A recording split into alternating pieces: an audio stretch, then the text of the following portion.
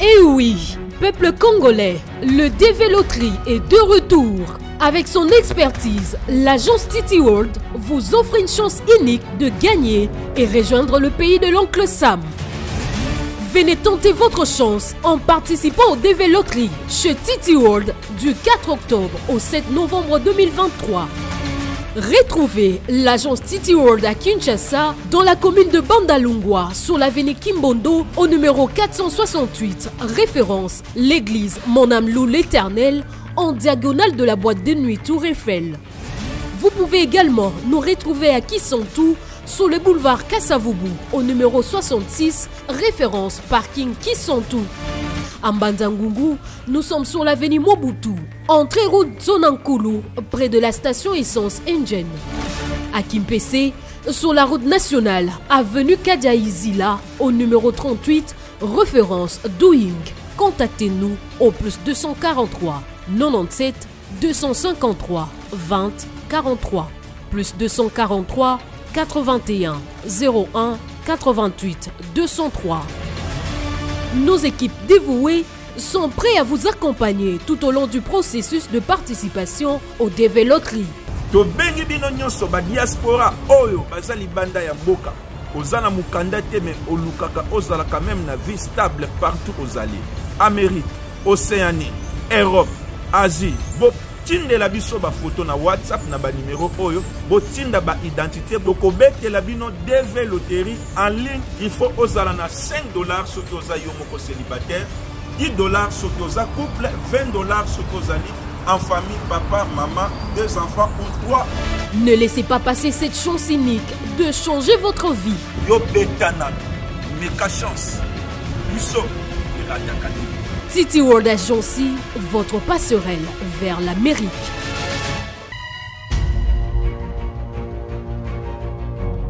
Très bien, Botelabino Balandiabo sur la télévision. On se retrouve pour la deuxième partie. Merci pour la confiance et la fidélité. On va démarrer directement. On a 2 invités. On va démarrer directement. Tozala Moulaïte, 40 minutes, 50 minutes, tout au plus 1 heure, on va se séparer. L'actualité n'a pas tellement évolué, mais on va rester à l'essentiel. Autour de l'actualité politique, ce sera plus le processus électoral et quelques nominations. Et puis, Nenge Batouazako s'est préparé dans l'état-major, comment il faut affronter les élections du 20 décembre 2023.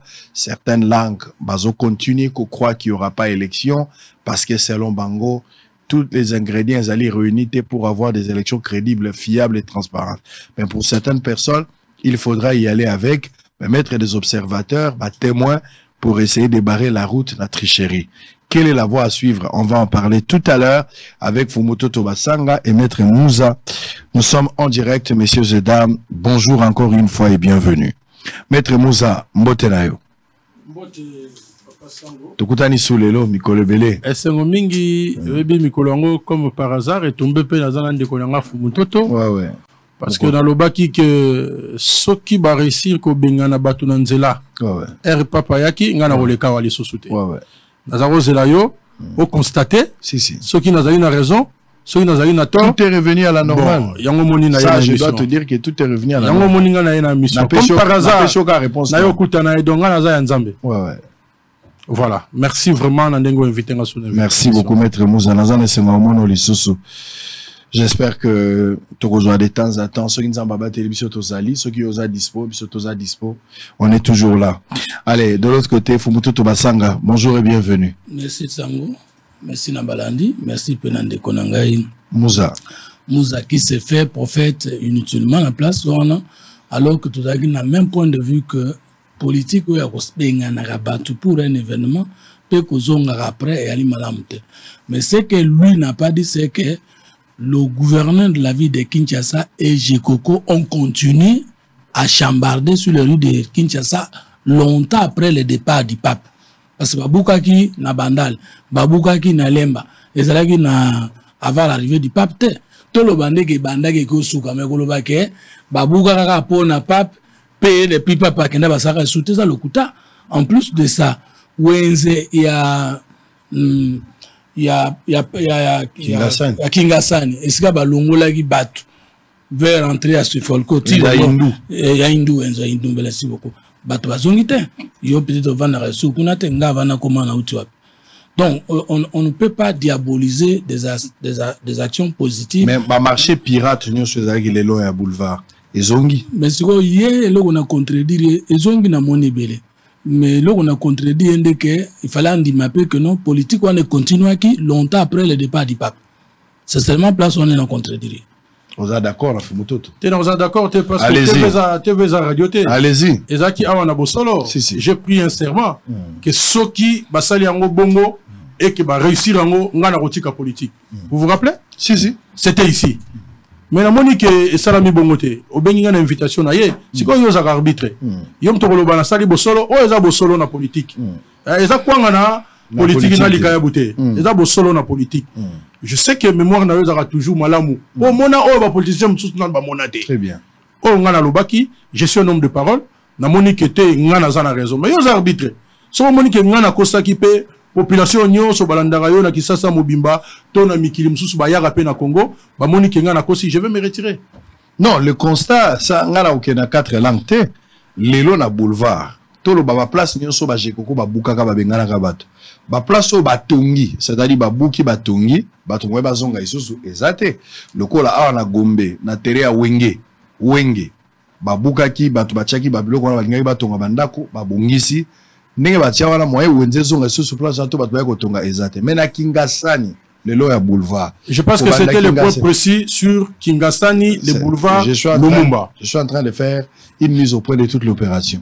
Kobanda Kingasani ti tobima pona yolo na kutikutu yo ke Kingasani kate na yolo na lekaki na yolo na kapela ezongi ndenge yango ezalaki na kapela mais Kingasani to voyaka pe tozoke na ba makambo belé na nzela wana na minute tolo babotona Kingasani wenze nyonso balongolaka ezongi soki na indu ezongi te parce que na indu balona ki fleur ba chepe encadrement mais ba marché pirate lelo ya nzela nyonso ezongi ka ndenge ezalaka. Bon, arbitre akati très bien. Arbitre akati mais na faveur na yote na arbitre faveur na akati na bosemo mais na bosemo za ndenge ngala lobate. On a ligne arbitre akati mais tika acheba le na centre to banda makambo est important mais ngana sengi minute parce que le bagi des fois sur kamango y pas tika yo le but 3 fois oh mais té ndenge ni yo le but 3 fois on abandage pas kutu mbala mususu yo so longwa kuna s'il vous plaît yo rotinda ngana longwa na kende wapi yo ndo longwa ole kaka problème ezate arbitre apesa ki yo maloba liboso apesi nganga la zongisi ole boko mina de tika na loba na lingana loba boye na longwa na changu te na vandi na changu na uti nda na changu siko na na vanda kakuna na uti na ndako nde na ye avenue Sakombi numéro 43 quartier Pindi na Nsele boulevard Tshisekedi na baka boy route asphaltée à Tshisekedi 4e avenue après Tombea Sikatenda na oluka yo pona tambola mikonyo so wana o monanga très bien.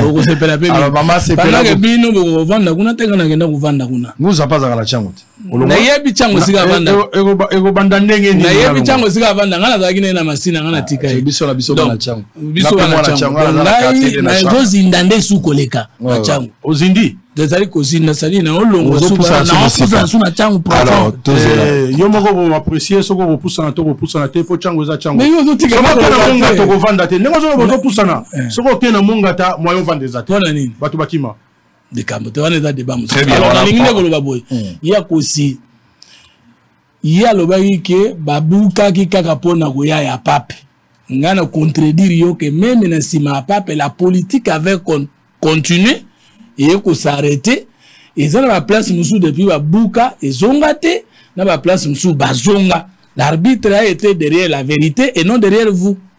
Très bien. Allez, tous allez en direct. Boza et Belé Liboso ba TV na bino, on va serrer moi zone la turbulence en mouké, mais ça va aller. Allez. On va parler un peu de l'actualité politique mais autour du processus électoral entre Mouza et Ndeko Fumutoto. Le processus est en cours. Le processus est au Koba Tisika. Quel scénario? Motuna langa est clair. Scénario nini tokusuka na yango na suka ya élection. Awa bato nyonso bandimi kokota na kati ya likambo na baoyo batelemelaki yango bato nyonso bandimi kokota na kati ya molongo ya maponomi na baoyo batelemelaki na bato bandimi kokota na kati ya likambo ya liboso bandeko muza bondimi kokota na kati ya processus nazo rappeler que yo zalaki moko ya bato babandaki ko espérer ko postuler ndenge zalaki pe na mbula wele kaka tango maponomi sangi na 2018 mais likita labino bapesaki bino nzela te kasi lelo Fayulu azali candidat président mokonzi ya likita bino bozani bozo zela nini na élection oyo bino ba député bo postuler te mais Fayulu oyo alakisaki ba préalable apesaki yango kwa ba condition préalable ata moko eza respecté te mais akoti na kati bozo zela nini na élection ya kadima fumoto te pa na yo a ozo boya koyoka ba Fayulu oboyi pe koyoka ba préalable quand je parle parce que bino pona bino nyonso ya limalamu na niveau ya CNI ba o bozo mona ba observation bokoza ko sala mais à une grande partie bozo féliciter mosala ya CNI siko lokola to kene na maponomi boy soki makambo etamboli malamu te le pire qu'on devrait éviter to éviter yango te les dangers arrivaient après est-ce que beaucoup endosser responsabilité ya o ekoya sima na départager bino pote moto na moto pesa likandi mais cela n'empêche moto na moto a rencontré moninga na question ils ont concerné. Je pense que je suis clair avec ça. Alors pour y arriver dans un élément ya CNI où il a publié liste provisoire ya ba candidat président de la République dans l'élection en 2023 et qu'aucune candidature n'a été écartée. Tolandela mawana toza kozonga chacun de vous va prendre angle à question na yemoko qui peut kokota na question ya moninga. En image précieux Mouyoko, on se retrouve après. La Commission électorale nationale indépendante arrête et publie la liste provisoire des candidatures déclarées recevables à l'élection du président de la République, telle que reprise dans le tableau ci-dessous. 1. Rajabo Tebabo Soborabo. 2. Mutamba Tungunga Constant. 3. Katumbi Chapwe Moïse. 4. Sesanga Ipungu Ja Kaseng Kapitu Deli. 5. Anzulini Isilokechi Floribert. 6. Baende Etafe Eliko Jean-Claude. 7. Bolamba Tony Cassius. 8. Bousse Falai Georges. 9. Ifoku Putampunga Marie-Josée. 10. Kazadi Kanda Rex. 11. Kikuni Masoudi 7. 12. Majondo Mwamba Patrice. 13. Massalu Anedou André. 14. Moudekereza Bissimwa Justin. 15. Mukwege Mukengere Denis. 16. Ngalasi Kurisini Agri. 17. Ngoy Ilunga Wansenga Théodore. 18. Kema Lilo Bokonzi Loli. 19. Chani Mwadianvita Noël. 20. Tshisekedi Chilombo Félix Antoine. 21. Fayulu Madidi Martin. 22. Matata Pogno Mapon. 23. Diongo Chamba Franck. 24. Muzito Fumuchi Adolphe. Aucune candidature n'a été déclarée irrécevable. Le membre du bureau ayant en charge l'inscription des candidats ainsi que le secrétaire exécutif national sont chargés, chacun en ce qui les concerne, de l'exécution de la présente décision qui entre en vigueur à la date de sa signature. Très bien, merci. Allez, Ndeko Mouza, Nabandepanayo, je pense que Mituna est tellement clair et que chacun de vous est libre de commenter ou Yazokanisa. Donc, Malobeze Panayo, vous avez 10 minutes sans arrêt au Pesa Makanisa. Moi qui ai besoin d'Ezali, Navo Sala, moi relance. Mais pour le reste, vous avez 10 minutes. Il en aura aussi 10 minutes. Tobani à 14h19. Merci beaucoup, Papa Sango. Nous allons très pédagogique. Allez-y. Parce que dans mon émission, elle est là, au lobby, vous allez me pousser, vous allez m'inviter, mais vous allez penser essentiel. Motuna na ya liboso na nuancé yango nanu parce que lobby na bato yo bazalaki na processus te bakoti. Bon, na nuancé yango parce que processus électoral est une affaire des partis. Bayebanso oyo balingi que élection et ça la manambo kanabiso.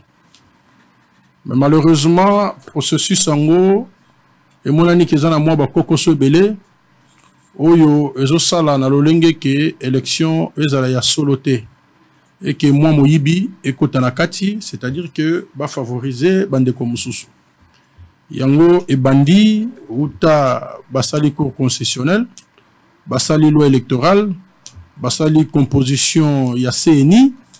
Donc ezana bandeko oyo bazali pe ya bayi politique ba moni que bango bakoki kokota te, notamment les FCC.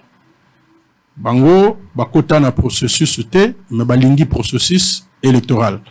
Et donc baposa ba condition na bango. Bandeko mususu catégorie bandeko mususu ezali ba oyo ba moni que nyonso oyo ezali kotambola pour que tokende ba élection ezali peto. Mais zana bandeko mususu lokola biso ba ila muka na bandeko mususu pe bamoni que te nyonso oyo ezali kosalama na processus électoral ezali petote. Voilà pourquoi bazalaki kosala manso pe baza ko continuer pour que tozwa oyo tobengi na lopoto transparence ya ba élection, c'est-à-dire que toke na élection moto ochelo kasa na yo ezala compter que yo ochelo kasa pona ndoko songolo to pakala et que na suka moto oyo akolonga surtout na oyo tala élection présidentielle moto oyo akopola ayebisa yepe ete longonya na ndenge penza tomoni makambo salami yo longi abetela yepe maboko mboke kende liboso. Alors na nyoso wana lelo biso na lamuka tomoni que processus électoral etamboli malamu te. Bino lamuka fayulu. Oui. Tomoni que processus électoral etamboli malamu te pe ezali na ba kokoso ebele oyo soki tosali nango attention te ekoki komema pe mbilinga parce que Congo ezali Burkina Faso te, ezali pe Tchad te, ezali pe Zambie te, ezali pe Niger te. Congo ezali na rôle oyo ezali nango stratégique. Congo ezali mboka munene, Congo bazana ba voisins ebele, c'est-à-dire que tokoki kozwa mwa mayele ya kobongisa oyo bandeko mususu bazali komona kete awa penze zotambola malamu te. Mais lokola politique ezalaka mutu moko te na ngambo ya bandeko na biso particulièrement ya union sacrée bango bamondi kete nyonso ezali peto, nyonso ezali malamu. Alors biso na côté na biso tomoni que non makambo oyo ndenge tozokende boye ezokende malamu te. Na ko répondre yo déjà une partie, il y a deuxième question, puis troisième question, non, parce que nous posé une question, nous posé, Misatou, nous posé une question.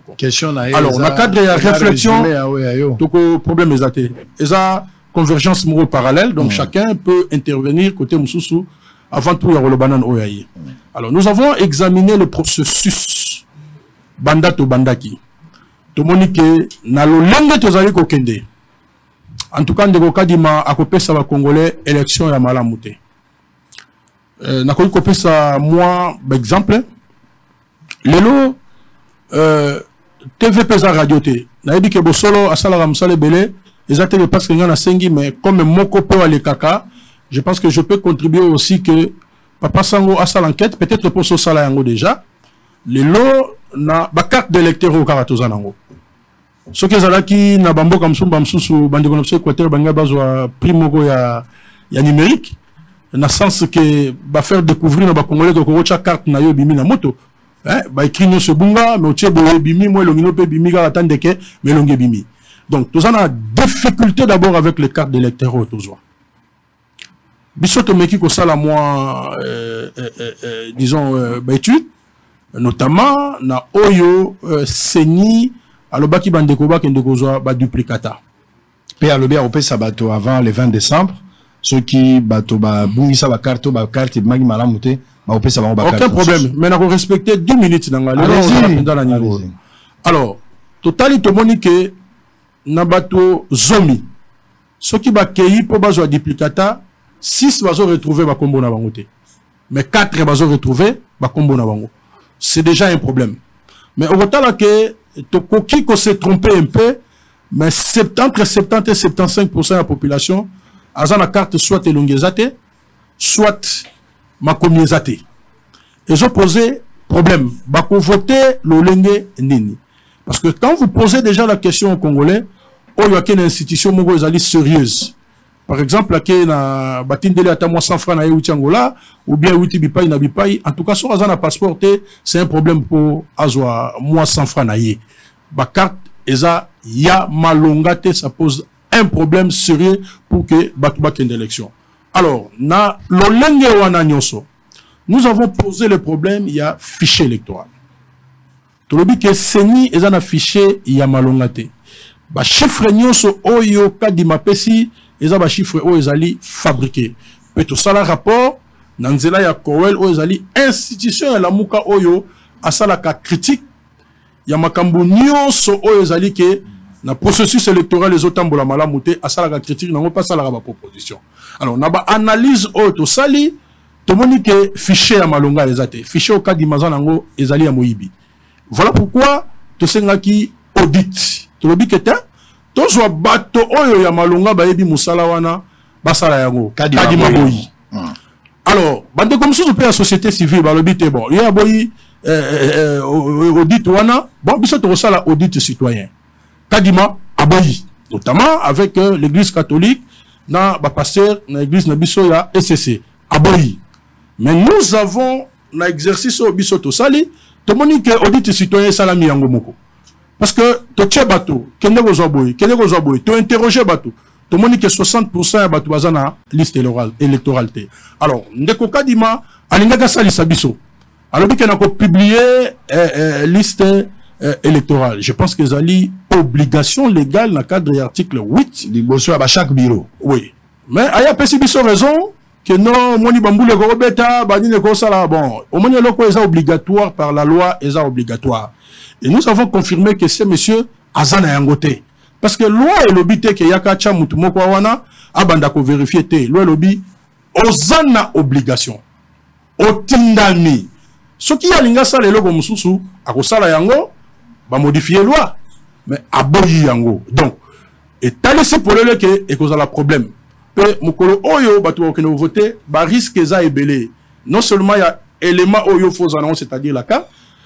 Yami balé place oyo que ne voter au habité les lois sont interroger batou non seulement que liste on les a affiché mais aussi et surtout muto habité place ni ya ko voter c'est un problème on a la candidat à majorité on a la candidat opposition normalement ils a problème moko général mais dommage que baninga na biso bazo mona ke nyonso ezali kaka pembe. Alors le groupe a décidé il faut faire la pression à la CENI.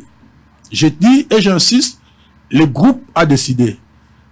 Le président Eli Fayulu a tikala ko yebisa moto te songolo pakala yo ko déposer candidature donc jamais. Ngana za moko na participer na ba réunion nyonso na li moko oyo na za valable na ba élection mais tozali na système oyo il faut te sauver patrie. Peut-être que la biso, je dis bien peut-être que la biso. Oui. Naza la vidéo. Ouais. Dans la vidéo où Fayulu Azako Lobaye Moko que nous avons décidé nous la Moka ouais. de ne pas déposer ma candidature na niveau nyonso. Tant que bisingo lobby que Fayulu a pexagi motute mais Fayulu yemoko lobby que tout décider ouais. tout déposer candidature ni na présidence ni la députation. Et ça vidéo ezali. Nous disons la même chose. Sans la lobby qui a pexagi motute ce n'est pas lui qui a pris la décision. Nous. C'est-à-dire groupe et lui décision. Et nous avons dit que Toko évolue Nango, place au Tokosuka, nous allons regarder, évidemment ça c'est la stratégie du groupe, hein, mais je suis obligé parce que ça s'est passé de cette façon-là. Et nous avons fait comme ça. Pour Nabiso, nous avons gagné quelque chose. Ok, pour que nous épuisions la minute. Nous avons gagné quelque chose dans la deuxième partie d'intervention. Et tant que nous avons commis une élection présidentielle, nous avons ici décidé. Nous avons fait confidence parce que ces jours-là, il y avait 12 représentants à la parti politique membres à la Mouka. Sur les 12, 8 votaient pour et 4 votaient contre. Et ça, c'est créé à délibération. Mais pour vous dire que c'est le groupe qui a décidé. Et le président élu Martin Fayulu, lui, n'a pas voté. Batunion Sobazalaki, comme expert, Soginani, Azali n'a droit à voter. Ne pouvait voter que les responsables des partis politiques, les chefs des partis politiques. Et quand les groupes décident, soit Yorobo, soit Rondima. En fait, le Lossoromoni Union Européenne, UK, Aboyaki Naye, Kozala. Les décisions collégiales. Et nous pensons qu'avec ça, nous allons gagner. Alors, la question, parce qu'il est déjà 30. Donc, je vais vous donner 3 minutes. Vous pouvez patienter, vous aurez le temps. La grande question était celle de savoir la stratégie, je suis d'accord. Les stratégies politiques en interne, on ne peut pas y donner un avis contraire parce que les stratégies à partir, oui, Batena et les aboutissants. Bozo Zelani na seni discrédité, na seni non crédible. Nasseni teinté de mensonge, qualifié de tout monde, Ndengotiko italien tout à l'heure. Bozo Zelani Nasseni à modèle Wana. Alors qu'on a parlé des préalables. Bolongoli ba préalable sur base de stratégie en croix, ce que vous avez dit. Les préalables existent, mais stratégiquement, vous avez opté une autre démarche. Oyakoko Tanakati. Si vous avez une question, vous attendez quoi à cette CENI à la fin? Voilà. Votre question est fondamentale. Lelo vraiment pédagogique lelo hein. Tellement sérieux lelo tolo bango na mungongo yase. Voilà ce que nous attendons de la CENI. La lutte libère. Il faut lutter. Il faut toute pression. Pour notre transparence, il y a une élection lelo. Il faut pression au maximum. Il faut prendre les risques nécessaires pour que cette fois-ci, tout soit transparence à l'élection. Et nous avons accepté de prendre ces risques-là. Voilà ce que nous avons gagné. Aujourd'hui, je pense que vous avez suivi le président de la CENI qui a dit que à cause de la publication bureau de vote par bureau de vote, ça c'est une victoire pour nous. C'est une victoire pour nous. Ah, vous allez croire à ça? Non, écoutez, nous sommes en train d'avancer. En politique, on ne gagne pas toutes les batailles. Si. On ne gagne pas toutes les batailles en politique. Mais ce que vous avez gagné, vous devez les capitaliser pour la suite des événements. Aujourd'hui, nous pouvons dire que nous avons reçu, bon, je peux parler en termes d'alliés, mais un soutien. Il y a société civile qui aujourd'hui ont parlé de la tabulation des résultats, qui aujourd'hui ont parlé des observations, il faut ça là, bureau de vote par bureau de vote, qui ont soutenu aussi la position, il y a qu'à proclamer bureau de vote par bureau de vote. Parce que quand vous regardez le nom de Mikili Moussoussou, la France par exemple, sali élection, dans 20 heures, on peut sa résultat. Ce n'est pas le ministère de l'Intérieur qui publie. Un site à sondage. Déjà, on a proclamé dans tel bureau, on a proclamé déjà échantillon à Nyon Sondenge Kosalama. Donc, sur la surveillance des élections, aujourd'hui, tout le monde parle de la transparence des élections. Et ce que Tombole Atana Wenze, Atama Mazote Kangouba, il peut te prononcer le terme fichier. Nous avons alerté tout le monde sur le fichier électoral. Ça a attiré l'attention de tout le monde. Et nous avons pensé qu'avec ça, ce n'était pas un rien. Et nous allons continuer, place au Torosuka, mais ce que nous attendons, c'est d'obtenir la transparence des élections. Très bien, je vais y arriver. Naozongela tout à l'heure, monsieur Fumuto Tobasanga, avant au kota na makambo ya ndeko, ceux qui osana makambo reboni librement de l'ebsaki bino, moko na moka kota na champ koyoka ondeko alobi. Mais ba préalable batal ici. Bino bomoni ki ba préalable wana ezaki fondé. Bien que c'est une inde il faut la kata, mais bino bozomo la qui raison peut-être qu'on vendela ba préalable yango ezaki. Bo pesi confiance mingi na seni bo croire na bonne foi seni. Du début à la fin, jusqu'à ce que nous avons un processus na esengo ya okene na élection. Bango bazali na ba préalable, mais bazagi pe ko talela nde to ba ko jimele na ndenge bato alobaka ko zimele na lingala, bazo tala ndenge yango ko suka. Ndenge na yebe pa na bino, est-ce que beaucoup endosser responsabilité de ce qui pourra arriver un jour, si Mama Ponomi, au cas où Bango Bazui raison, parce qu'il y a une minute, Bango Bazo ça la mesure de préventive, en croire va dire n'avant. Ce qui est arrivé que Salami n'a n'engé Bango Balobi que Bino Bozagi n'a raison et qu'il aurait fallu que Bango n'a avant qu'il n'ait élection. Est-ce que beaucoup attiré, beaucoup bénéfice, beaucoup assumé responsabilité à nous ce qu'on a découlé dans la Katalikama? Ça c'est la question majeure. Pourquoi Bozo Boya Koyo Kabango Lelo? Pour éviter les pires. Pourquoi Bozo Ndimako Kendesa Koyo Kabango? Et puis après, est-ce que Bozo la responsable? Yakon Dimanyos. On comprend que de Gualabaki que yo tunenga question moko mais na kaisi tango relancer question na comprendre que otunenga question moko te le boko likola motem. Le ridicule ne tue pas. De Komuza abotamaki ava soni e botam. Soni botama na sima na moi yo kango samezate. Question na yo ezali construction intellectuelle démontrable. Akopo na bino nyonso esalema na seni e ali malamu te. Makambo nyonso bosengaki esalema nano yambo oyo ekolanda yango esalema esalemi te. Préalable ye kwazali juriste et sur quoi avocat. Lorsqu'il y a préalable na procédure na droit et koloba condition sinon non.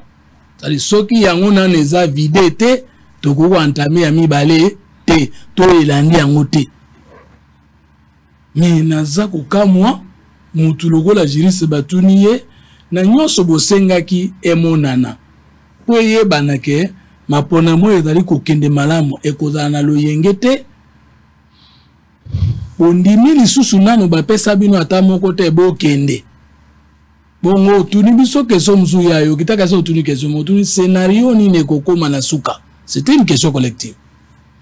Pona nini bino bato ya pouvoir afumuto bomona nyonso ka se ne azo saleza malamu. C'était deuxième question. Troisième question na yo soki kaseke malamu te ya bolole koti boko kumba yango. Combien de questions? Ya yo ga question moko. Pe olobi lisusu na ndenge na pesi mituna na ngayo yo atako moto na moto na motuni italiye moko epekisi te kokota na o na tunaki moninga pona relancer débat. Donc le long de Gomuza andimi ko bunga ndaka juriste loko babengi préalable. OK, toujours yé. Ava ko ye ko la juste makamba pe oyo FCC lo bagita ngakuta na sadek ne na oyo kai. Le électoral mabe, c'est ni composé mabe, cour constitutionnel. Tout ça c'est ce que nani FCC muta keite a revendiqué qu'il pas sadek jusqu'à demander même un dialogue. Na quelques mois au etikali biso pona okena ba élection. OK, le électoral nous a juriste. La kisa biso disposition moko ya constitution, disposition moko ya loi ou là qui énervé na préalable wana ya avoir une bonne loi électorale avant la tenue des élections. Tango za maloba o laksangai disposition là qui énervé na le lenge to salelaki. Parce que tant on va préalable dans le sens d'un état de droit, il ne faut pas confondre votre conviction et la loi. Votre conviction et votre droit. Donc tout ce que vous voulez n'est pas coulé comme votre droit dans l'arsenal juridique en Bokanabino. Donc il y a des choses que vous pouvez vouloir, mais Nibeko et le Bindengoana. En même temps que vous voulez, en même temps que le législateur appelle ça comme droit, ça va. Mais ce qui vouloir et raconter que la place où on a, le législateur appelle ça des devoirs. Malgré vous, la loi dit, mais c'est la loi Okotosa. Pour dire que le régime ne respecte pas la procédure, ne fait pas bien le jeu, il faut montrer les dispositions de la loi fondamentale qui est la Constitution ou d'une loi organique ou d'une loi de la République au ligne qui énervé ne sale l'inabiso. Au coquille collectionneur sous disposition au ligne qui énervé dans la composition il y a CENI, disposition ligne qui énervé dans la composition il y a cour constitutionnelle. Maintenant, ceux qui nous sont en Ezali, énervés et ali malamouté, ça veut dire les préalables n'ont pas été respectés. Ceux qui yango ezali malam, le quoi la biso to koloba, c'est qu'aucune disposition a été énervée donc préalable et Zali Malam. Si je comprends, Maître Mouza, il est dans une logique qui a préalable, n'y a qui réponse moko satisfaisante. Mais néanmoins, stratégiquement, va décider qu'au Kende. Alors, maintenant, tant qu'on dit qu'au Kende na Masano, la stratégie na yo, eza couvert tout protégé par les lois de la République. Tant qu'on la kuna, la nanani. Les stratégies doivent être derrière les dispositions légales. Mais la stratégie n'a pas ok. Donc on va stratégie simbite. Vous comprenez que tant que vous avez un faulu baluba makambawa, et ça n'a pas défendre le peuple. Et ça n'a pas stratégie n'a pas moko. Soit si ça lango, bah yoko coller peuple nasi. Abe sur à kutu, bah secret de libération est grave. Donc Martin faulu avec ko sabango na zwata invention à Moïse Katumba zobi bango. Parce que yenda baso babinote voir bona to vai ko utiliser ngo azobi bango na vote ya biminani il n'a pas na éviter so ka abstention ou bien quoi lui n'a pas voté, il y a une majorité qui a voté pour, une minorité qui a voté contre et puis lui s'est abstenu. Or abstention et que n'a pas voté à contre, abstention so ba to vai bagate et que n'a pas voté à contre tout côté à pour, mais abstention dans la position troisième, sauf ceux qui va péci en haut éclairé avant de décider par consensus. Maintenant, de go, carte d'électeur a installé malamouté, fichier électoral et ali malamouté.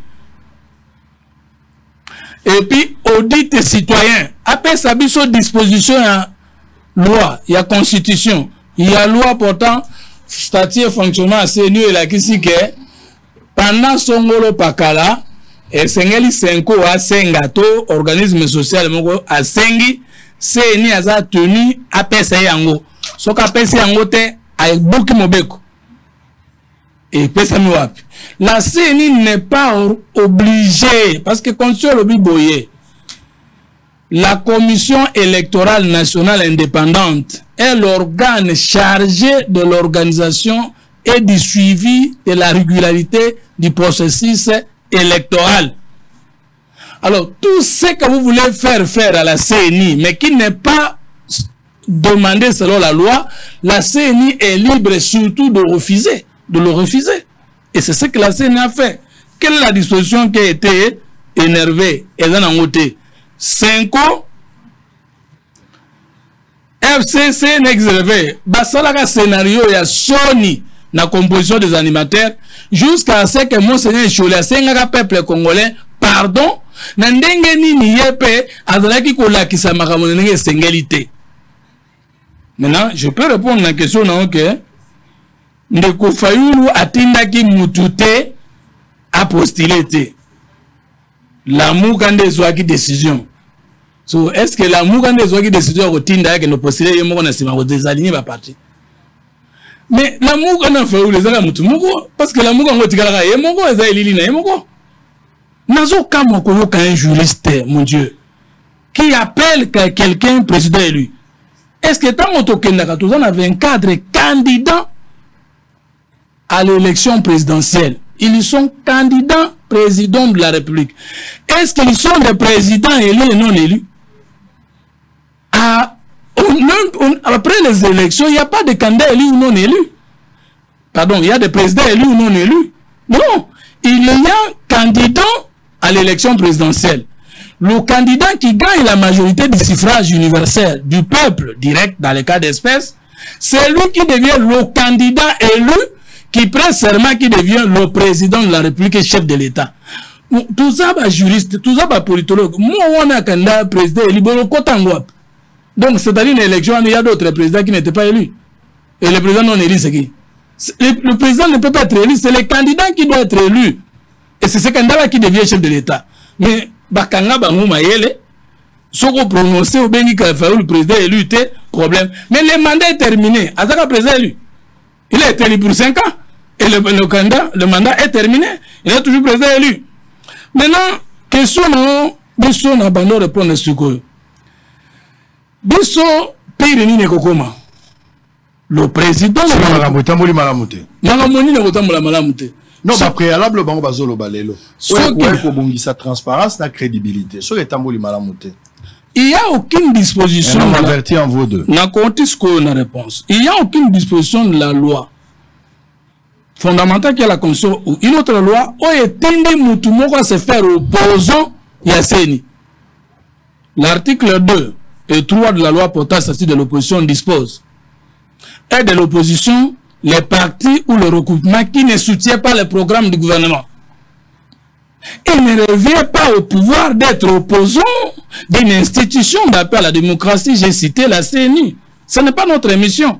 Au contraire, le président de la République est le garant du bon fonctionnement de toutes les institutions de la République, y compris les institutions d'appui à la démocratie. Je cite la CNI. Donc, la CNI, parce que mission ne nous s'opposer à la CNI.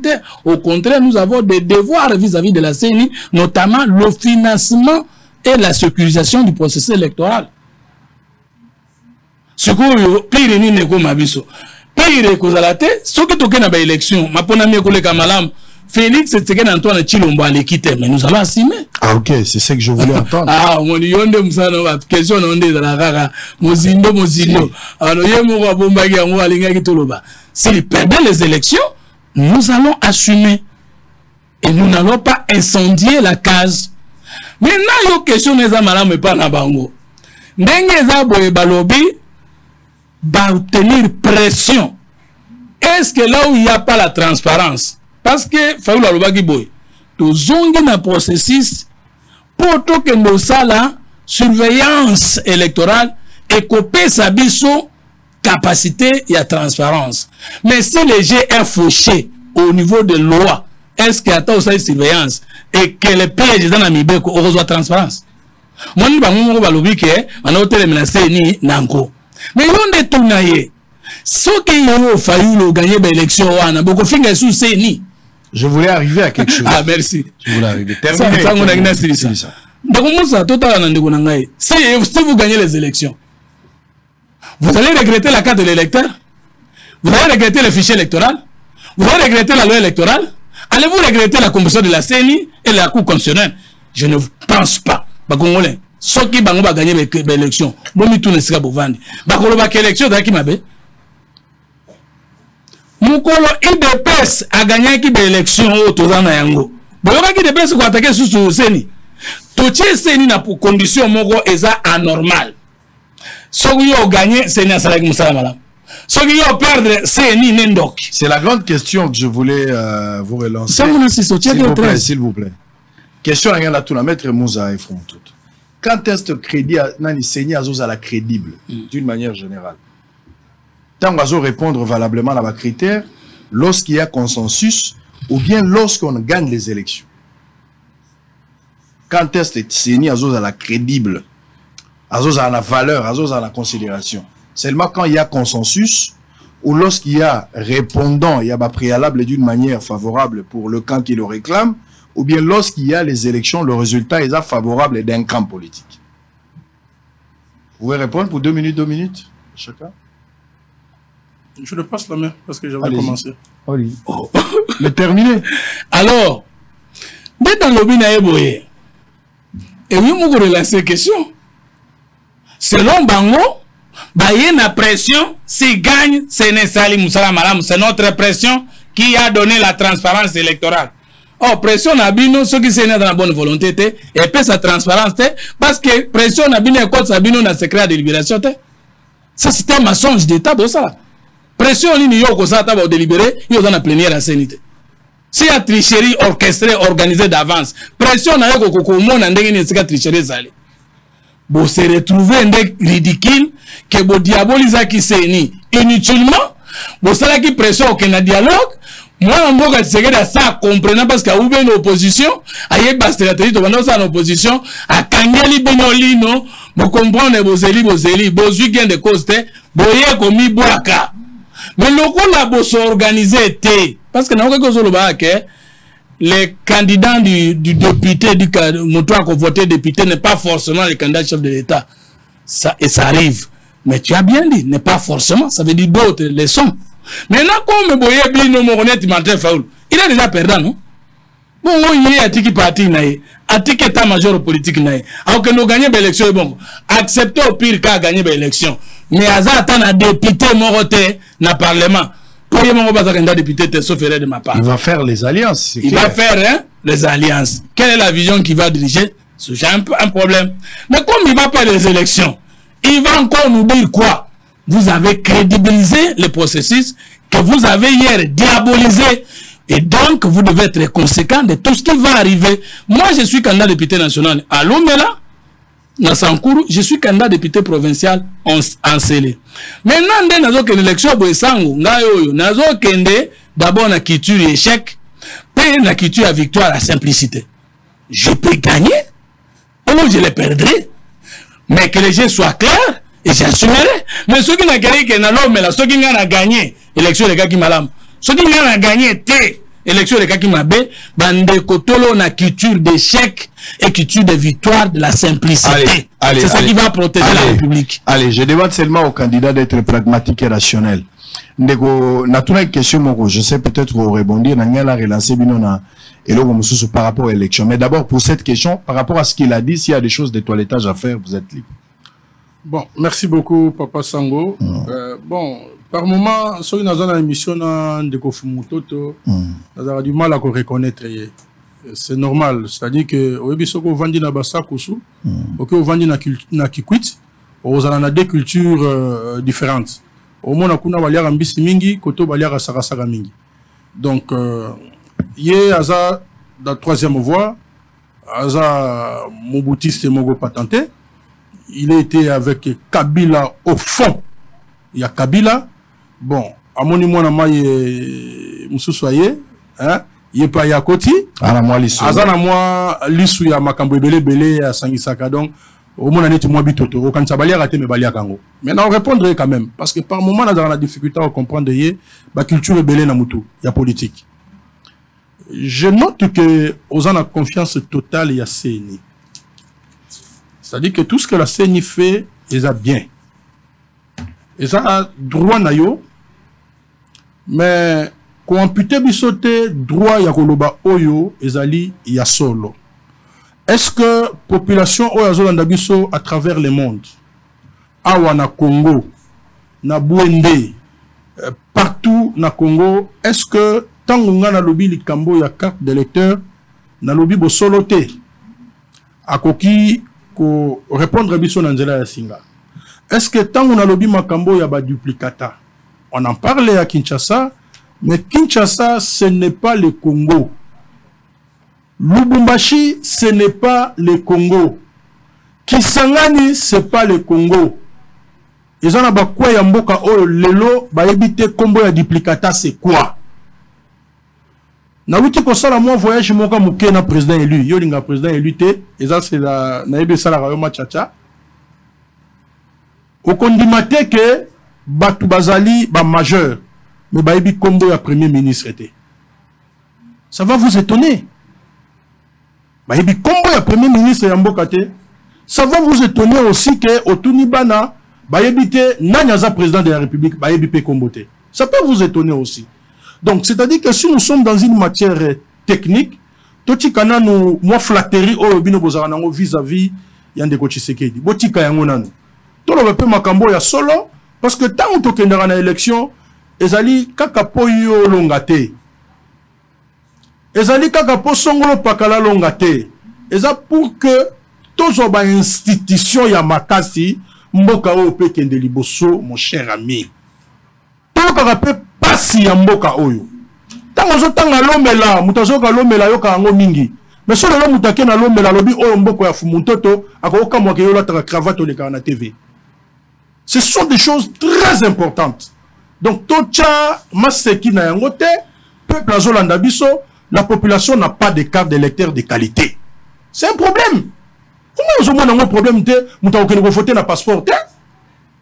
Et même s'il fallait parler de ce passeport-là, combien de Congolais basent un passeport?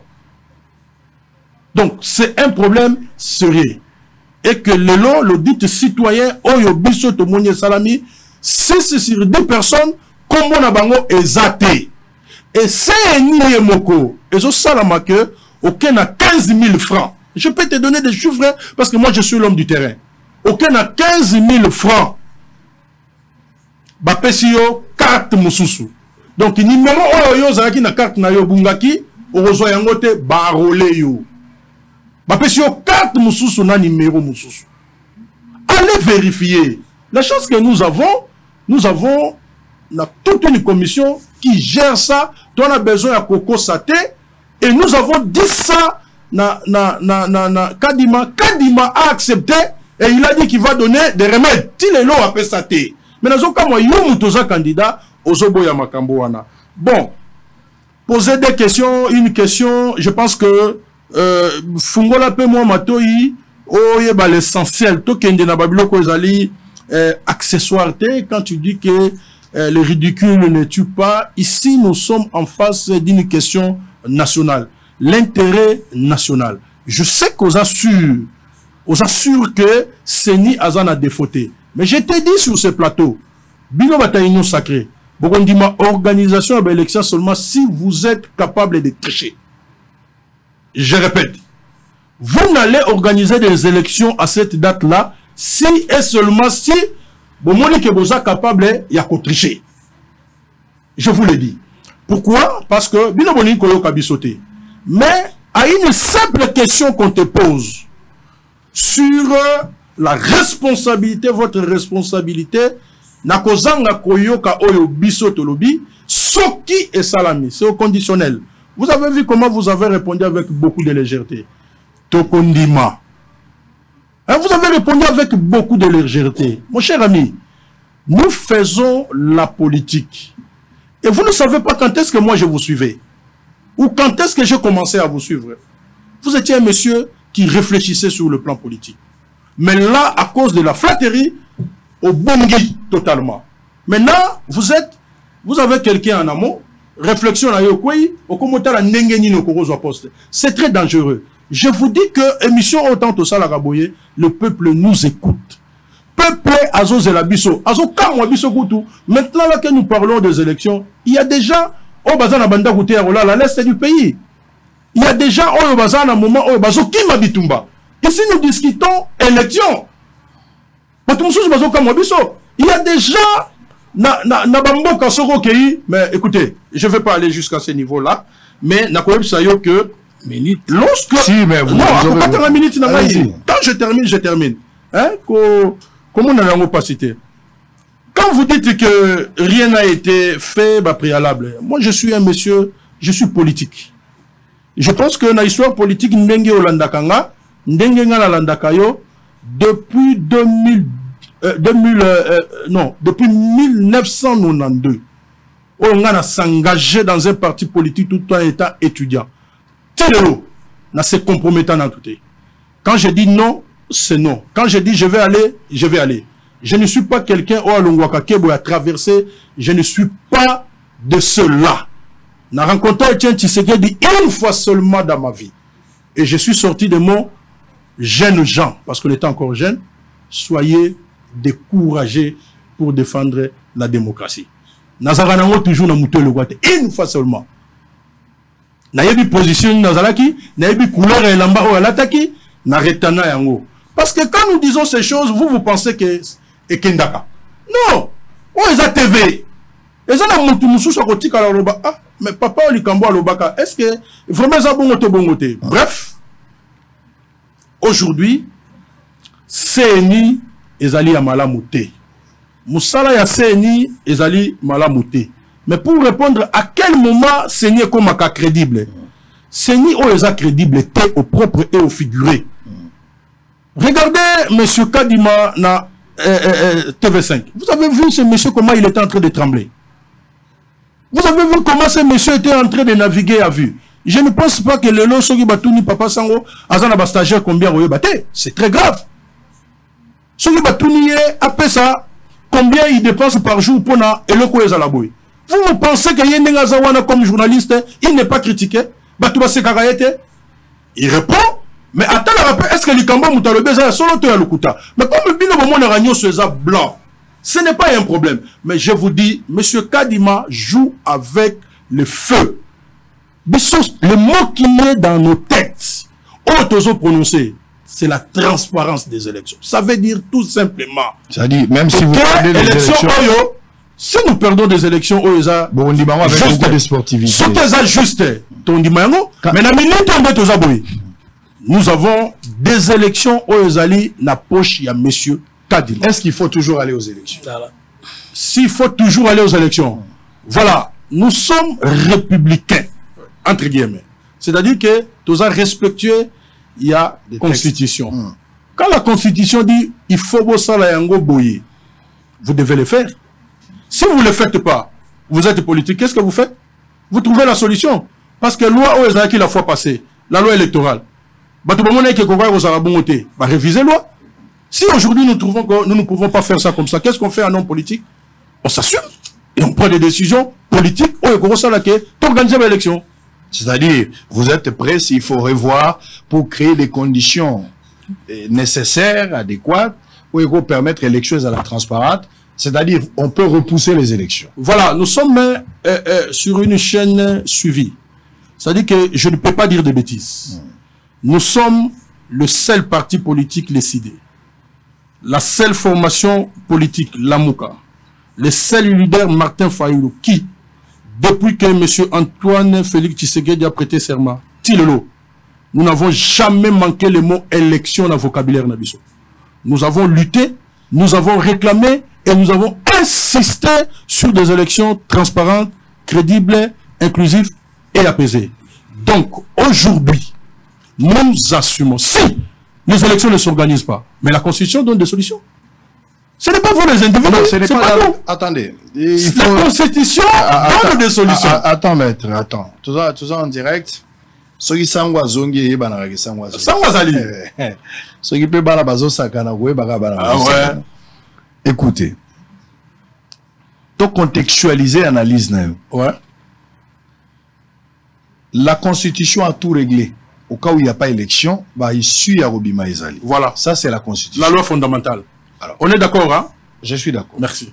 Mais tout ce dans le contexte, la CENI dit Azan et Logozo Pexa ça l'élection. Parce que le contexte, ouais. La CENI dit Azan tenir mon docu, ça, ça l'élection.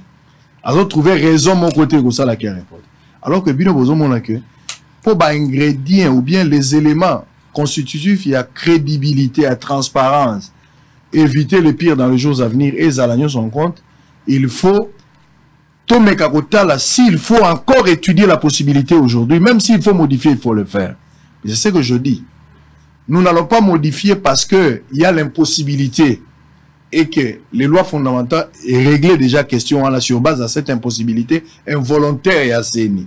Mais ici, suite à une pression, ou soit à une demande, ou intentionnelle, on n'arrive pas à organiser les élections. Quel est le cadre? Nous allons toujours recourir à la loi fondamentale où il faut un autre cadre spécifique pour gérer les pays s'il n'y a pas élection au cas de prorogation. Oui, Papa Sango, merci à Moutounan, très technique. Voilà les mots lorsque nous avons déposé la candidature. Le président élu Martin Fayulu a lobby, il faut un cadre de concertation entre parties prenantes. Aux Alamoutou, Union sacrée, aux Alamoutanani, ok. Règle de jeunes habitués aux Andéni pour que tu aies une élection au Yorumima Kimia. C'est en cela que je dis ici, de vos thérapeutes aux institutions fortes, au Yorumima Mboko, na développement, au Yorumima Mboko, na Lingala Yapete. Mais vous êtes dans l'hypothèse où nous faisons la pression, élection est athée. Mais on recourt toujours à la Constitution. On recourt toujours à la Constitution. Pour le moment, nous avons dit, nous devons aller aux élections. Mais pas n'importe quelle élection. On est formel. Nous allons aux élections, mais pas n'importe quelle élection. Nous voulons des élections justes. Des constitutions. Tolingi, élection réellement mouton à gagner. Vous savez. Alors, Kadima vous promet ces élections-là? Non, Kadima, c'est un monsieur qui demain, à cause de la loi Yanangate. Kadima n'a rien fait pour que la CENI donne des élections transparentes. Il faut changer les années. Kadima doit être audité. La carte électorale à précipitation. Kadima n'a pas ça batouté. Ba machine, même au enrôlement, et il y a combien? Combien il y a son bakango? Il n'a jamais dit. Ba carte, combien? Vous savez que ici, il y a un journaliste mnene. Vous avez vu que ça n'a bateau bakanga bango na ba carte. Vous avez vu que ça n'a bateau bakanga bango na ba machine. Aujourd'hui, nous avons un dispositif très inquiétant. L'article 47, alinéa 3 de la loi électorale. Ce que les gens ne nous écoutent pas, parce qu'avec ce dispositif électronique, mais beaucoup ça l'élection, vous avez le résultat demain. Nalombe la kunati, babando kene kozoba résultat, bamema yango na baba centre élection, ya compilation, tout ça, ça prend même une semaine. Et aux ananzela, à quoi qu'il n'y a pas de route. Le dispositif, il y a 47.3, et qu'on permettre même bangote, toutes les élections précédentes ont été organisées de la même manière. Écoutez, dans la même condition. Il ne faut pas te tourner au Congo avant tout ça l'élection. Papa Banzela, Tocha Wifi Namboka. On va pas le faire. Je ne veux pas dire ça comme ça. Allez-y. Vous êtes patron d'une chaîne Mounene et Bossolo na politique. Peut-être beaucoup combattu aussi. Est-ce que chaîne autant au banda qui ont boy? Il faut évoluer. Quand la constitution, le constituant nous dit cause union soto ya kanango et yaka makambe bilapso makambo mabe et utaka mingi na élection ya mabe. Et ça na préambule ya constitution na biso. Est-ce que d'autant que élection zo sala makaka mabe, il faut totika yango kaka bongo? Voilà rôle au biso ba réserve ya république il faut tozana yango. Yo soki owuti kikwiti oye awa okoloba makambo owuti na kikwiti.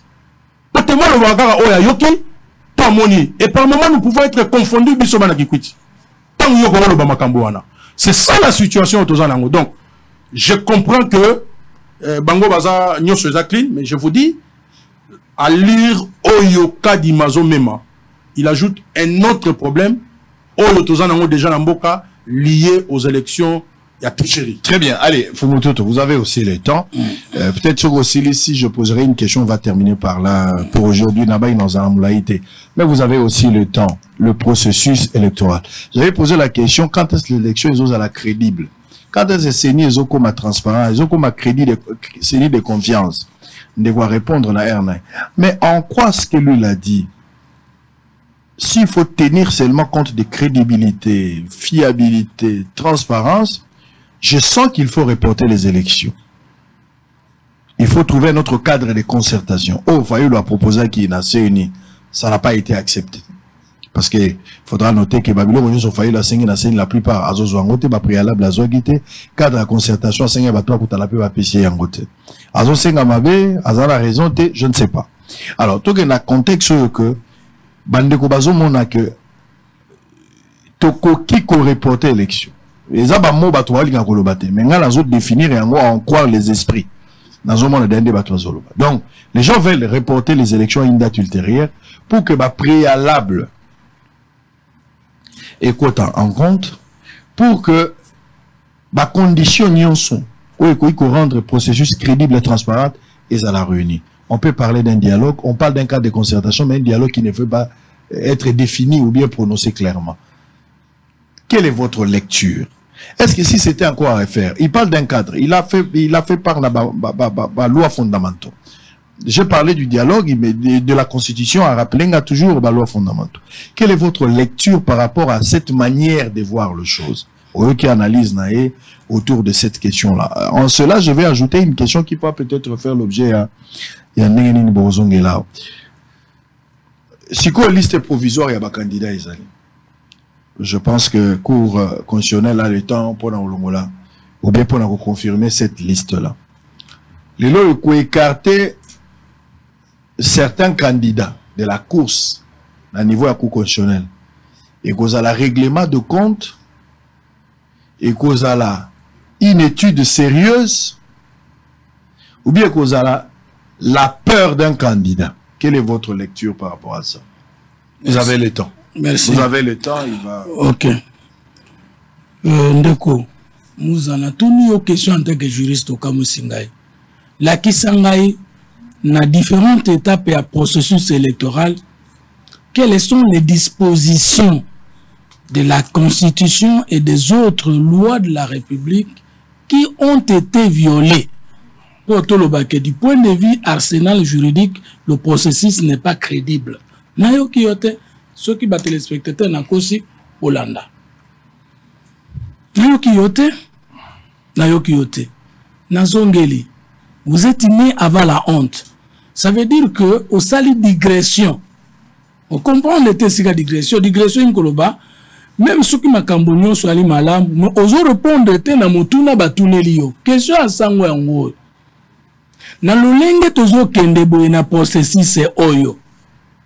Nini kokomela biso na suka et pas na bino bato opposition ceux qui vont se retrouver te et pas na bino bato pouvoir se retrouver te. Question na ngwana te. Tout on a côté non na tuniyo. Makambo nyonso bosenga ki ba pesi bino te me bomiche. Bongo lobi bokoya koloba eza mabe.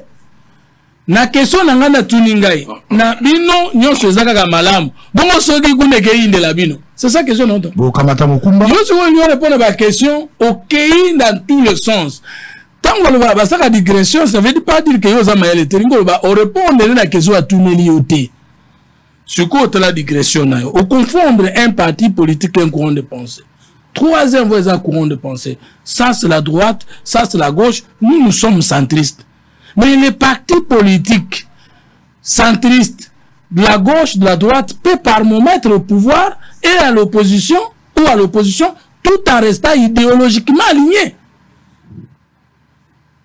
Mais nanini na kuta yo moko na contradiction na yo moko. Olobi ki yo tikala ko changer te. Alors que la politique est dynamique.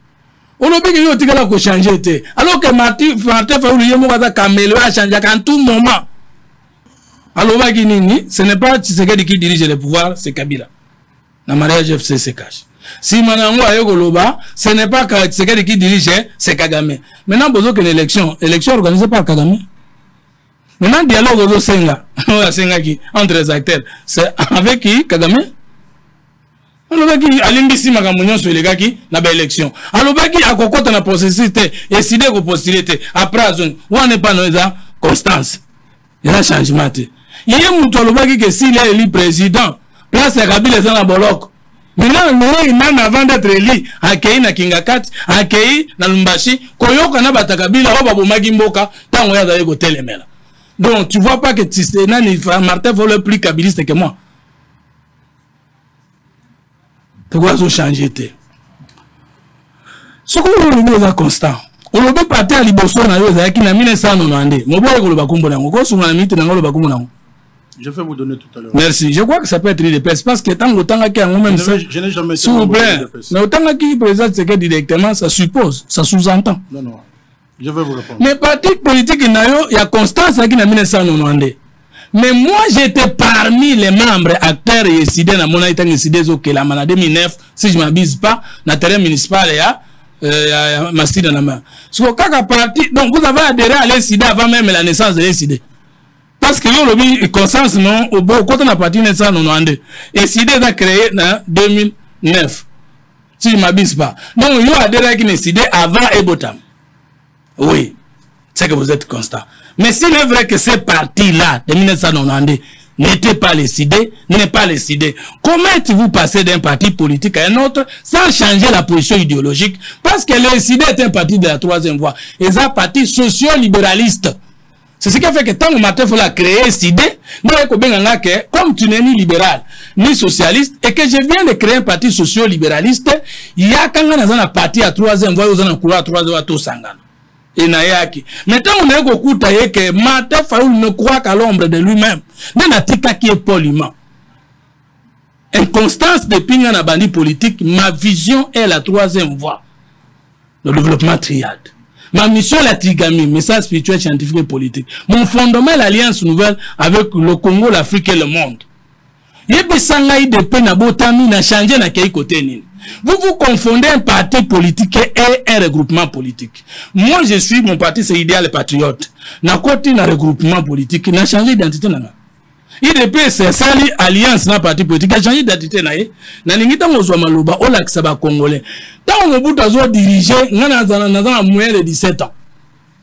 Et j'étais au village, moi, je suis arrivé à Kinshasa, qu'autant dans l'université, en 94. Je n'ai jamais été moboutiste. Au lobby, j'ai été moboutiste à fond. C'est un mensonge d'État. C'est un mensonge gratuit. Je ne l'ai jamais été. Au lobby, j'ai été kabiliste. Je ne l'ai jamais été. Au pouvait être parce que n'a pas été FCC avec mon parti politique en 2018. N'a l'ingita mozwa maloba, au lobby, nanga, nani kadi malenga ki na France na TV5 et dans des ceux qui m'ont tremblé na télévision des preuves que y a tricherie mais yo wana otoki ça les a climatisés. Qu'est-ce qui signifie que tokana wana na moi je suis en train de me voir wana zo critiquer salon mais ça les a climatisés parce que naza autogaté non ça les a climatisés parce que naza autogaté ah mais l'ongino zo bona pas vérifier s'il vous plaît yo bana lo banga vana kinyi et à débattre ah OK na comprendre soki moto ayebite ko zala kana mafuta akanisi ko toki po débat le ki makase est-ce qu'il a raison que dit m'a fait très malade flou souper à la camp il y a un livre de grands communicateurs du monde comment vaincre les tracts. On a démontré à travers le monde entier que même les grands orateurs du monde arrivent à trembler devant un micro. Même les grands, même les sangou. Ça signifie que tu veux mentir. Et l'homme qui est transparent, c'est pas le cas du matin. Et il a tremblé. Encore faudra-t-il prouver que réellement il avait tremblé. Question est Sali Boye. Nazana Tseke tricherie. Ok, ce que le télémé Tseke dit, tu es sincère. Ce qui est à côté de Tseke, en défendant les réalisations de Tseke, la gratuité de l'enseignement primaire, la relance d'un programme révolutionnaire, programme PDSA 45 territoires, où est-il le matin à Vayaya, la gratuité de l'accouchement, ce qui n'a pas la télévision à défendre, Naza traître, Naza flatteur, hein, j'accepte. Mais on l'oublie, Nazo côté la Tseke dit, pour appeler ça Moussala, mais les mandats terminés dans l'ongwe, pour on a su Moussala. Et maintenant, tout le temps que j'étais à l'opposition face à Kabila, il y a un bandit politique. Nazo flatté, non. S'il vous plaît. Je n'ai pas à me justifier. Mais pour les gens qui ont il y a un peu de transparence, il y a un peu de tolérance. Ce que vous ne connaissez pas existe. Il ne faut pas vous faire mettre de la page. Maintenant, il y a une flatté de sécurité.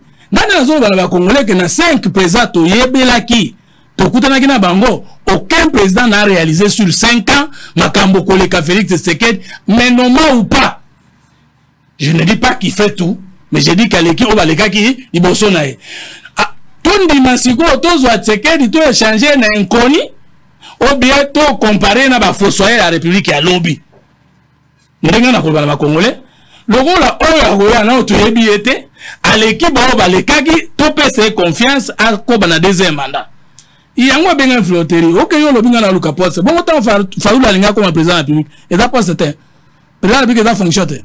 Et ça passe c'était. Bon, il y a un comme député. Et ça fonctionne. Tout ce que le la politique, mais Luka fonctionne, il est malade. Il y a un Luka fonction. Parce que je pense que j'ai la compétence de faire quelque chose pour mon pays. Ça vient maintenant, ça ne viendra pas. Je porte les réalisations de Félix Tshisekedi et je présente Tshisekedi au Congolais comme c'est lui que nous manquions pour un temps par rapport au passé. Mais ce n'est pas que bateau va bébi Sagimboka, tozongi sabango. Maintenant, na kei na yo, na likamboya, yo sali confusion, lobi, ndenge eza boye, c'est ni eza sans défaut, nous n'avons pas dit ça. C'est ni eza na défaut. Parce que notre rien n'est totalement bon, ni totalement mauvais. La possibilité d'avoir un dialogue, on y va. Allez-y. Maintenant, on a tout une question. C'est ni on a tricherie dans la poche. Assume la logique. Toi là, en postulat, tu accompagnes sa tricherie.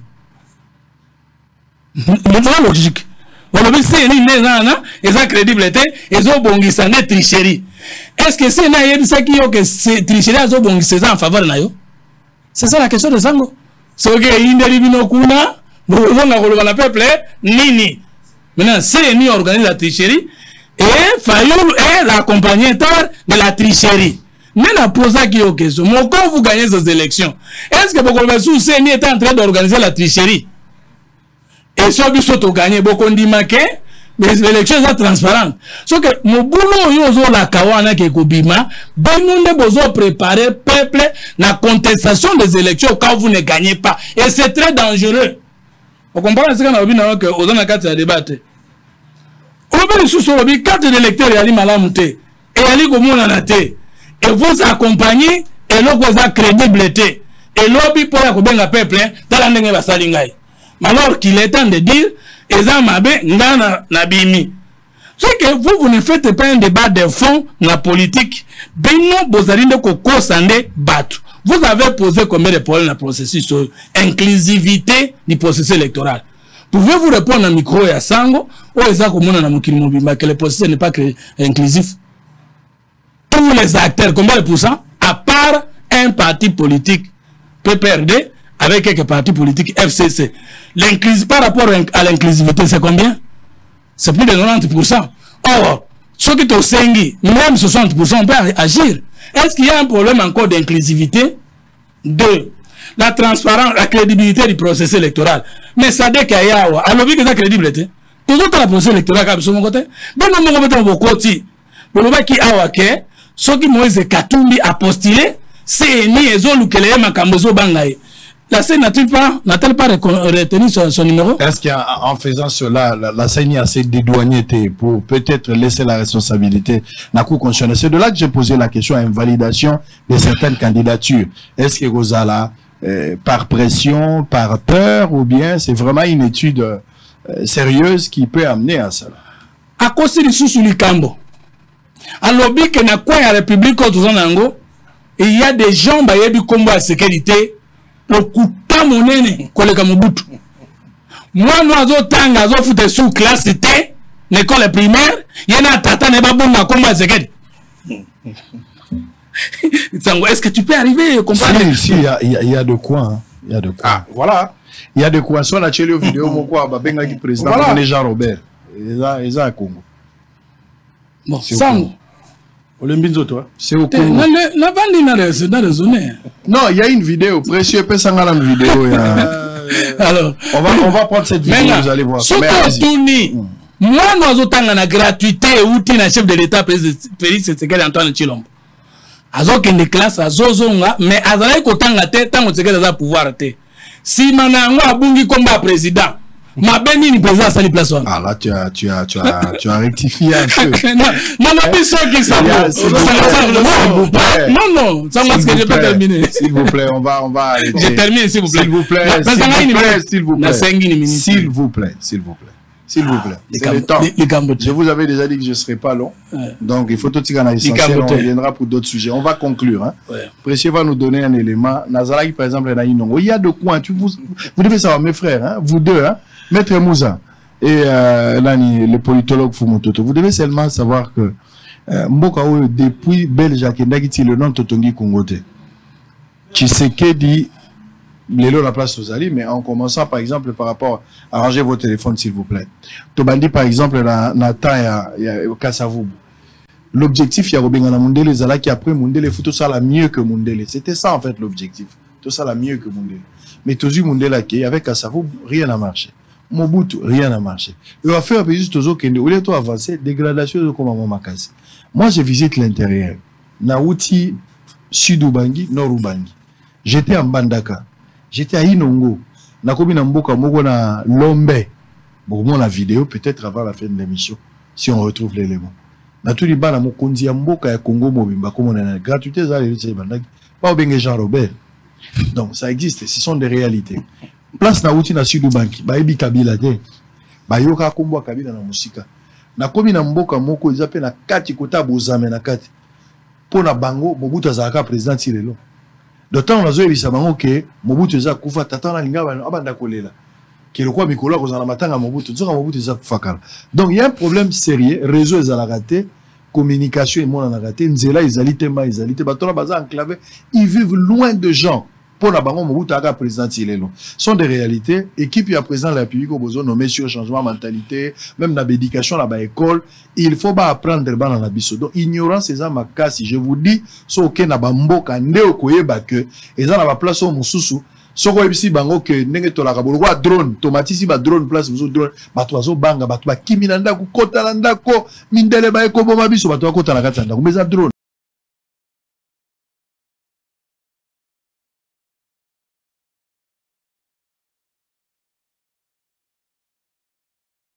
Je descends, nous avons signé un contrat pour un relais communautaire. Mon radio communautaire, place mon TV Zosuka, radio communautaire, nem tazo aider bango pour pas qu'il ne koyo karangai. Bayoka mongongo na ngame na nzoto ba moninga ite. Tant on a yé ba ko ba balisa mongongo ya moto na nzoto te. Donc ça, c'est une réalité. On va terminer avec cette question. Je vous ai posé la question de l'invalidation. Personne n'a répondu à cette question. Non, moi, je n'ai pas encore eu cette question. La question, elle est simple. Répondez-moi à cette question. 2 minutes, on va terminer. Tozo Kende, cours constitutionnel, a koki ko-invalidé. C'est une probabilité. A koki ko-invalidé, tout comme a koki ko-maintenir.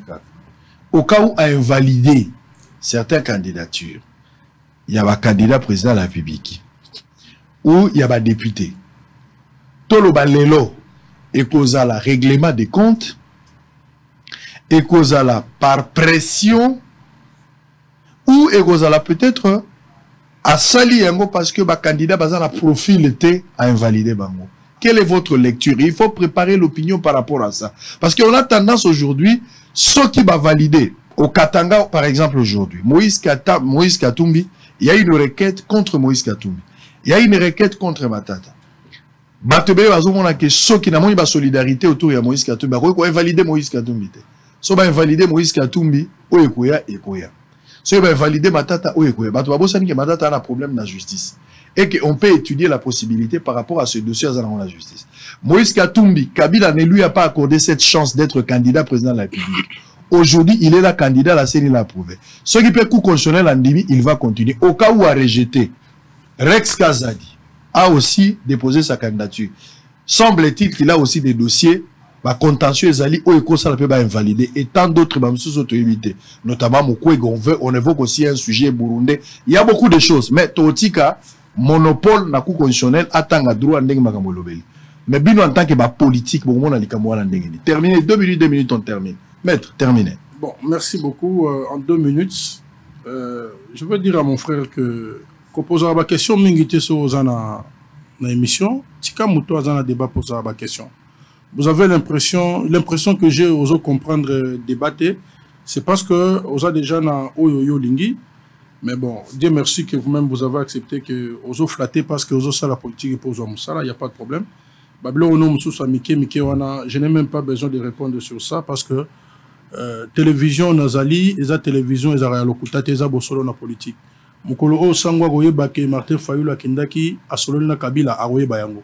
Mukolo oyo pe agoyeba ke Martin Fayulu akendaki azui 100 fois agoyeba yango. Asolola na yena nte, apesa ya tambota loboko te, azo ata 100 fois ya yete, non seulement yé à l'état azo te. Parce que yebi ke Fayulu azalaki dans l'assemblée wana tangu mandat esili tozo bunda bitumba pour que 3e mandat ezalate. Oui, que azwa mbongo ya l'état zongisango na assemblée bazami balete bazami satute. Mais pour la répondre na yo, bon, au moni la loi est dure mais c'est la loi. La loi est à la rapport na mototé, loi est à impersonnel et talibato nyonso. Ce qui est l'autre aux agitation, c'est parce que on n'a pas confiance au processus électoral. N'a pas élément aux accompagner processus électoral parce que la CNI abimisaka ba électa ba résultat provisoire. Mais cour constitutionnel appelle ça ba résultat définitif. Donc en amont, tout comme en aval, tricherie que vous allez organiser. Net dans les cas d'espèce, ça peut être possible et biso ba yo opposition tozolo baké processus ces hommes à monter sur ce point-là parce que confiance est athée. Tout ce que nous avons demandé, ba mono loko les hommes makambo les na tinate. Donc, ce qui est là, la communauté, tout le monde, bazo ignorer que l'eau est impersonnel parce que bazo na confiance na makambo bango bazo sala. Ce qui batu nyonso bazali na confiance au bisoto sengaka. Aucune communauté a ko penser na eloko wana parce que ça trop bas. Mais le quoi bazo na confiance c'était moyen bandi mezate. Mais pour na ko lobake songolo to pakala, c'est l'article 25 des eaux réglementées yango. Donc personne n'est à l'abri. Parce que, Ndenge Tomoni CNI, alobi, les 24 candidats n'allons pas mototé. En politique, dans la phrase, c'est un problème. Hein? Est-ce que Zalaki na tina lo bagena l'ongoli mototé? Et ça qui a tina tina mon côté. Atangi, sur reçu élection sur les gars ba tangelaki. Bon, mission ya politique na matoi ya politique qui pèse à la. Mais ce qui est allé que motomoko a kokisité. Je pense que ce qui est allé mibeko. Mais le coup la confiance est athée, ça pose un problème. Parce que l'article 25 et organiser contentieux électoral, il y a le président de la République, notamment. Et ça, il y a des conditions. Parce que moi, il y a des élections, il y a des 80% y a d'action au Batubakenda Rotika. Il ne suffit pas que Tiki Mukanda et que Balobi que Teyo a raison. 85% de Mikanda au Batubatika, Babouaka Yango, parce que respecter le principe et respecter formeté. Soit tes défauts de qualité, soit tes loromoroboye et yété. On nous toujours souhaité que ça la bongo. Ce que nous souhaitons, c'est que tous les élections au Moto à Kolonga, à Longhi, pour la paix, à Poli. C'est en cela que nous devons continuer dans le processus parce que nous insistons sur ça. Avec espoir que vous aurez aussi une candidature commune de l'opposition. Bon, pour le moment, il faut continuer à travailler. C'est le travail. Il ne faut pas chercher candidature commune, et qu'il y a peut-être, mais chacun doit travailler et nous sommes en train de travailler parce que nous voulons des élections transparentes. Très bien. Allez, Fumoto, la même question. Invalidation, une possibilité. Merci. Un enseignant d'université aujourd'hui est un personnel d'apprentissage. Ça signifie que tant aux autres, il y a la pédagogie de maîtrise. Il faut concilier pédagogie et psychopéda et qu'on permettre non seulement la matière que tu dois donner, mais l'attitude de ces pas à moi.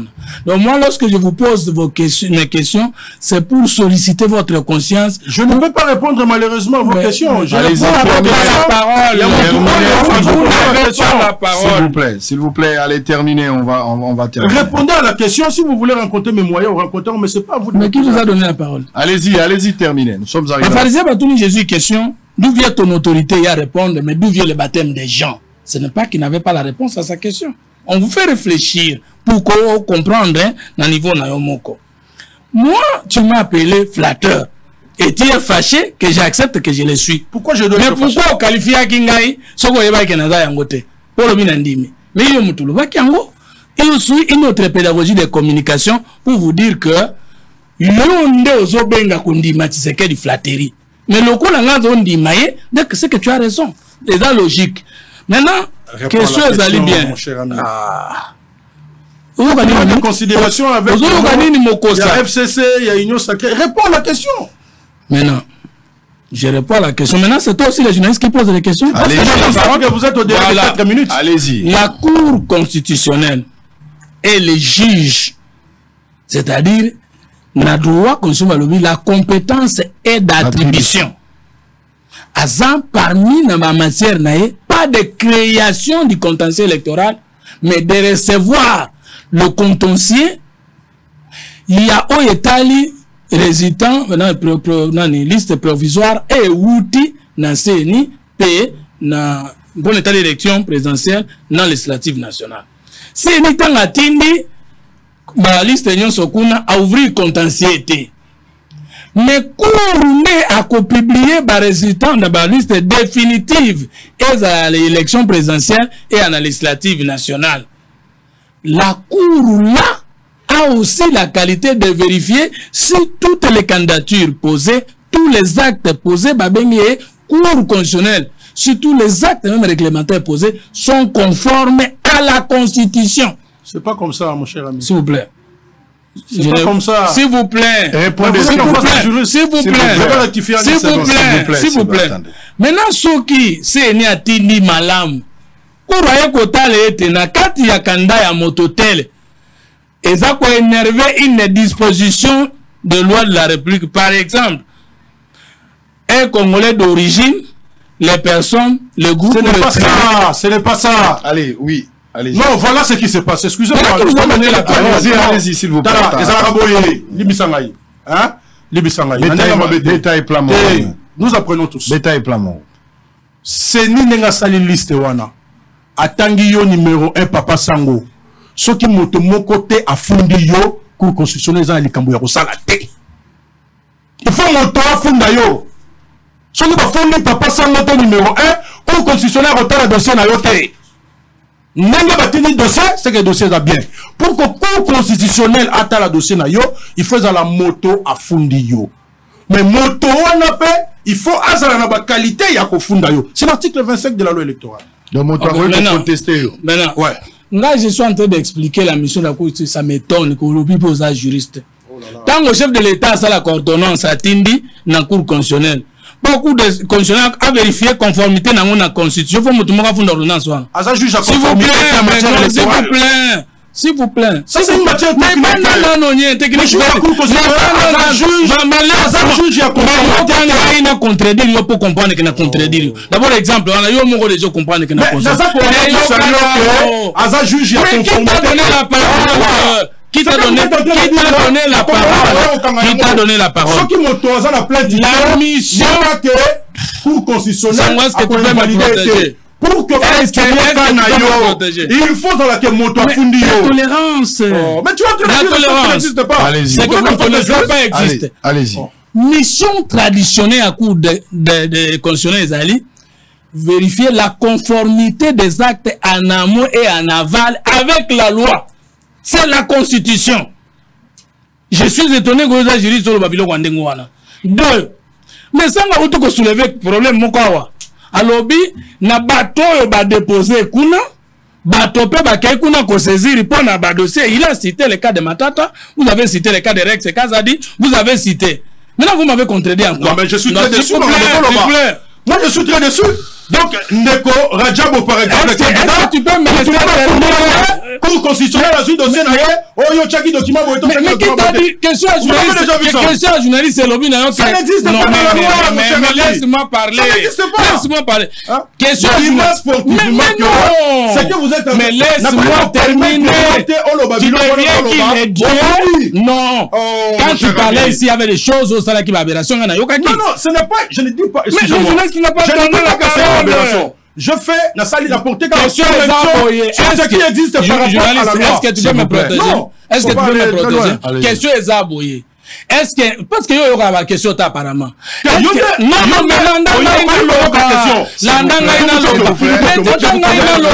Maître Moussa. Mais laisse-moi parler. Même cette fausseté, les journalistes pourra te donner la parole de corriger. Maître Moussa, attendez. Question est aboyée. Awa ko seni asirisi mosala na ya kotinda ba kombo 24. Est-ce que ekoki su ko sale makena niveau ya cour balongola mutu moko? Soki balongoli moto wana ekozala kokana voilà ekozala mena omoni que même question longa kité mais yo kangai katika ngai omoni parce que tu ne comprends pas maintenant soki balongoli moto wana. C'était sa question. À reprendre quand la matière est technique. Moi, je ne sais pas de quoi. Qu'est-ce que tu entends par technique? Tu es le législateur. Je ne suis pas le législateur, mais je suis le législateur. Mais laisse-moi. Législateur par tu n'es pas législateur. Non, tu n'es pas législateur. Ils ont un délai d'abord.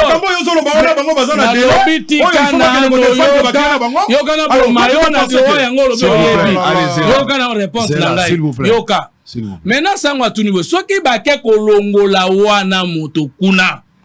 Est-ce que kozala bazana zuwa na ye, bazana kanda na ye, obi esalemi ndenge masano esengi. Ndenga na lobby boy. Lokola ye aza mokozi ya makambo wana ekoki pe kosalema ke bakombo eutaki na CNI te mais na kuru alakisi ke c'est na faute abakisi par rapport na contentieux soki ezalaki ekoki pe kosalema ke na bakombo ekomaki kuna. La cour saisie par une tierce personne a qui peut éliminer selon les lois. Ça n'existe pas. L'article 25 de la loi électorale. Il faut lire. Non, politique, la matière parce que la cour est chargée de voir la conformité des actes avec la loi a qui condimenté comme on a qu'un Kaya moto est violé. Constitution, mais Atikaye, à Kolongolae, Soka Longolé, et ça conforme à la Constitution. Il a dit des bêtises. Très bien. Il a dit des bêtises. Très bien. Il a dit des bêtises. Ne connaît pas. Il a dit il y a 24 personnes qui ont bazakuna. Ce qui candidat na yo Tshisekedi. Ata motomo ta fundiye. Koura aux dossiers na eta fongola. Ça veut dire quoi? Mais on va qui soit fait ce qui m'a fouillé. On change sous. Oh mais on va qui changer sous. Mais on a musika. On m'a changé. La compréhension. Lisez l'article 25, 26 et 27 de la loi. Mon go changer. La cour d'abord, qui moto a fundi moto. Les lois de la cour sont sans recours et même si la cour posait pareil. Même si vous allez à l'article 74 de la Constitution. Les arrêts sont qui moto. Mais yo kana no. Kanga yango na moto ina yo. Bato bayoka yango na télévision monene oyo. Soki na 24 heures na bazawana. Eza na problème te. Akolongola te règlement de compte te. Bafundi ote bakolongola te. Aye bisaki yo bafundi déjà bato. Omoni ko to se contredit. Moi c'est contredit. S'il vous plaît. S'il vous plaît. Ça c'est un droit spécial et c'est un droit nouveau. Il faut le maîtriser. Ça veut rien dire. Merci. S'il vous plaît. S'il vous plaît. Congo ekolo na biso tonda na kita ezali kobeba na biso moko bandeko tika tokanisa bayeba kenda bandeko Patrice Emery Lumumba elombe mawa tolingi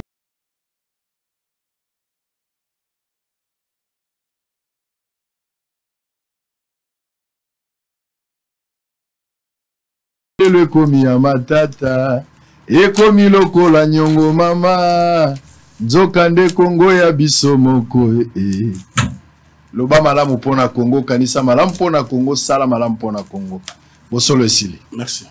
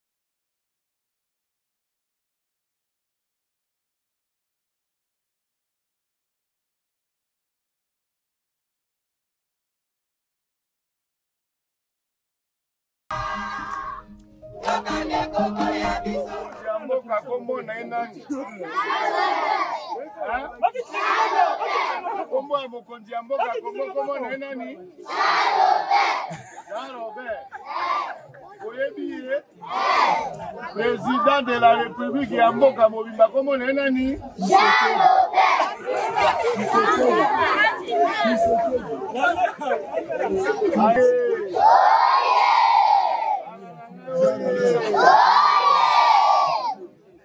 Awa toze na mboka awa komo na nini? Lombe bana ya lombe oye. Mokonzi ya mboka kombo na ye Tshisekedi Tshilombo Félix Antoine. Bolaninge malamu. Jean Robert aza mokonzi ya mboka te. Ye azali nde mokonzi ya biso babenga era. Mais mpona mboka na biso Kongo mokonzi yango Tshisekedi Tshilombo Félix. Bolaninge. Bolaninge.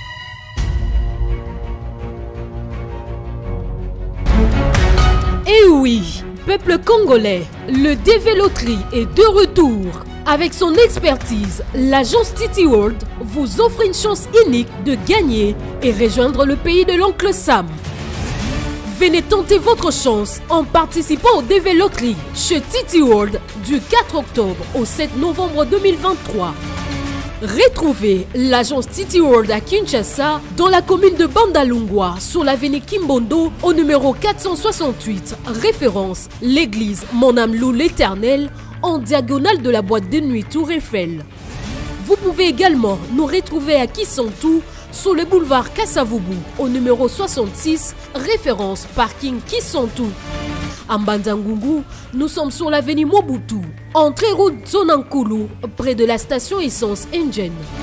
À Kimpese, sur la route nationale, avenue Kadiaïzila, au numéro 38, référence Doing. Contactez-nous au plus 243 97 253 20 43 plus 243 81 01 88 203.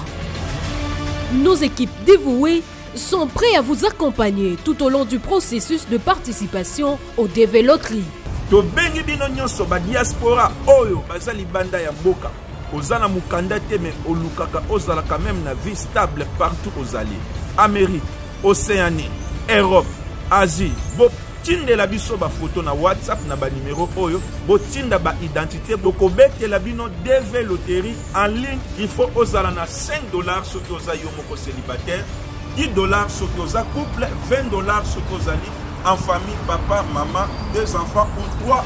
Ne laissez pas passer cette chance unique de changer votre vie. Yo betana, meka chance. Biso, Titi World Agency, votre passerelle vers l'Amérique.